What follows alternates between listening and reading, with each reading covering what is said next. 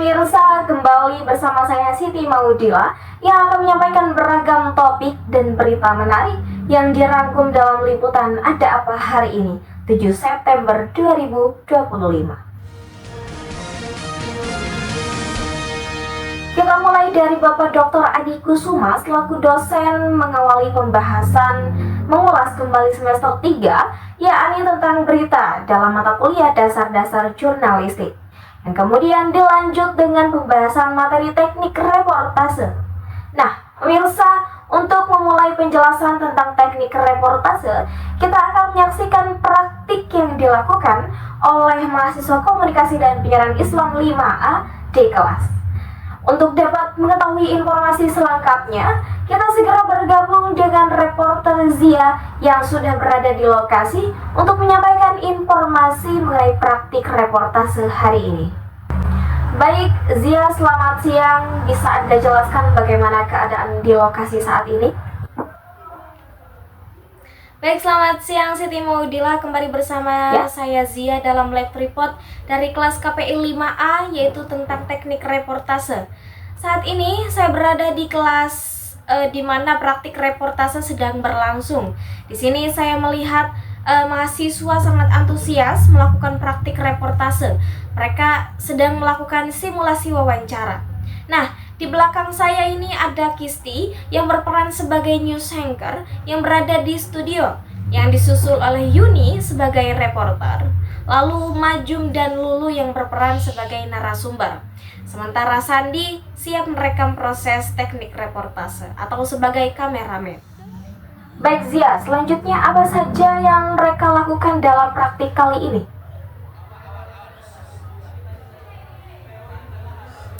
Baik, mereka sedang mencoba berbagai macam teknik wawancara. Misalnya, Yuni yang melakukan wawancara terbuka dengan Majum dan Lulu yang bertanya mengenai pengalaman pribadi seputar isu sosial yang sedang hangat di masyarakat. Nah, ini adalah kesempatan bagus bagi mereka untuk belajar bagaimana mengajukan pertanyaan yang tepat.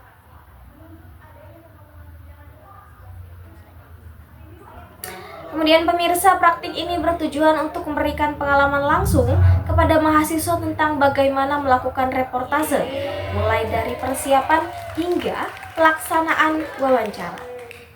Nah, kemudian mereka belajar untuk mendengarkan dengan baik dan mencatat informasi yang penting. Ya, baik. Baik, sekian informasi yang dapat saya sampaikan dari kelas KPI 5A Fakultas Dakwah. Saya Zia melaporkan kembali ke studio Siti Maudila. Baik, terima kasih Zia atas laporannya. Mari kita kembali ke studio untuk membahas lebih dalam mengenai pengertian berita dan jenis-jenisnya. Pemirsa, kita kembali kepada pemberitaan mengenai pembahasan materi yang disampaikan oleh Bapak Dr. Adi Kusuma MSI mengenai pengertian berita, di mana berita merupakan laporan cerita dari sebuah kejadian penting yang bisa menarik perhatian umum. Nah, berita memiliki beberapa jenis yang perlu diketahui. Ada berita dalam bentuk straight news atau berita yang menyampaikan fakta secara langsung dan singkat, tanpa opini atau analisis. Kemudian ada soft news, yaitu berita yang lebih mengedepankan aspek human interest, seperti kisah inspiratif atau acara budaya yang menarik perhatian publik. In-depth news juga berita yang menyajikan analisis mendalam mengenai suatu isu, di mana berita ini memberikan konteks yang lebih luas dan menyeluruh. Selanjutnya pemirsa, ada feature news, yaitu berita yang lebih panjang dan naratif, menggali cerita di dalam atau di balik suatu peristiwa yang seringkali dengan pendekatan yang lebih kreatif. Nah, berita pula memiliki nilai-nilai yang penting untuk kita perhatikan pemirsa, yaitu berita dalam bentuk magnitude atau besarnya peristiwa yang terjadi, seperti jumlah korban atau dampak yang ditimbulkan. Nah, selanjutnya ada proximity, kedekatan lokasi peristiwa dengan audiens, di mana berita yang terjadi dekat dengan kita cenderung lebih menarik. Selanjutnya ada aktual, keterbaruan informasi, berita yang terbaru selalu menarik perhatian.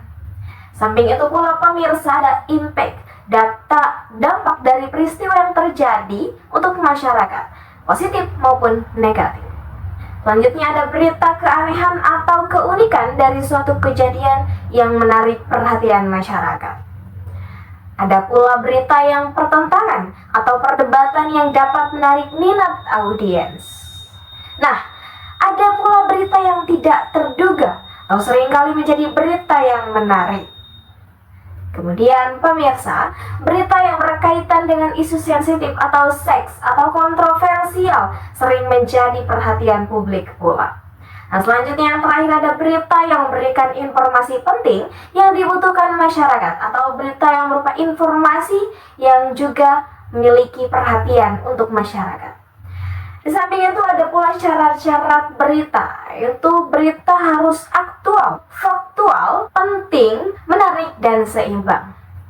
Berita pula pemirsa disampaikan melalui berbagai media massa sebagai sarananya. Antara lain, ada media cetak berupa surat kabar dan majalah yang menyediakan berita dalam bentuk tulisan. Kemudian media cyber, situs web, dan platform online yang menyajikan berita secara digital. Nah, di samping itu ada pula media elektronik, yaitu seperti televisi dan radio yang menyajikan berita melalui siaran. Baik pemirsa, beranjak dari berita, kita juga perlu memahami tentang isu. Isu merupakan suatu masalah yang belum terpecahkan dan siap diambil keputusannya. Nah, ada pula selain isu yaitu fakta, yang merupakan hasil pengamatan yang objektif dan dapat diverifikasi oleh siapapun. Nah, seringkali dalam melakukan reportase kita memerlukan juga riset dan dokumentasi. Riset ini meliputi berbagai aspek seperti wawancara, foto, dan penulisan. Beranjak dari berita pemirsa, kita masuk kepada pengertian reportase sendiri nih. Nah, reportase dapat diartikan sebagai proses pengumpulan data yang digunakan untuk penulisan atau pembuatan karya jurnalistik.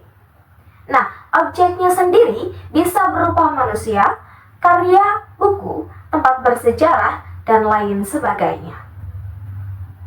Suatu reportase dapat disebut sebagai wawancara jika objek reportasenya adalah manusia. Namun secara singkat pemirsa, reportase sama dengan pelaporan atau pemberitaan yang berkaitan erat dengan kasus atau kejadian yang telah terjadi, sedang, atau akan terjadi. Nah, medianya pula bisa menggunakan media cetak ataupun elektronik. Lalu, mirsa, bagaimana sebenarnya reportase ini dilakukan? Nah, ada beberapa tahapan dalam reportase pemirsa. Yang pertama, ada praproduksi, di mana praproduksi ini meliputi perencanaan liputan atau segala macam aktivitas merancang dan mendesain liputan jurnalistik. Selanjutnya pemirsa, ada produksi, di mana bagian ini adalah bagian penting dalam reportase. Apa itu narasumber? Nah, pemirsa, narasumber adalah sumber berita yang dapat berasal dari berbagai kalangan dan membantu melengkapi liputan. Nah, karakteristik narasumber beragam pemirsa. Ada yang banyak berbicara, ada yang malah balik bertanya, bahkan ada pula yang susah ditemui. Pemirsa, selanjutnya ada pasca produksi atau finishing, di mana semua data yang telah terkumpul dan dicari sesuai dengan kebutuhan. Nah, proses editing ini ada juga evaluasi yang sangat penting setelah pasca produksi, yaitu distribusi berita yang dapat dilakukan. Baik pemirsa, dari berita kita kali ini, Bapak Dr. Adi Kusuma MSI berharap kepada para mahasiswa dapat lebih memahami pentingnya teknik reportase dalam dunia jurnalistik. Nah pemirsa, berita tadi menutup jumpa kita dalam acara liputan Ada Apa Hari Ini. Saya Siti Modilah mengucapkan terima kasih banyak dan sampai jumpa.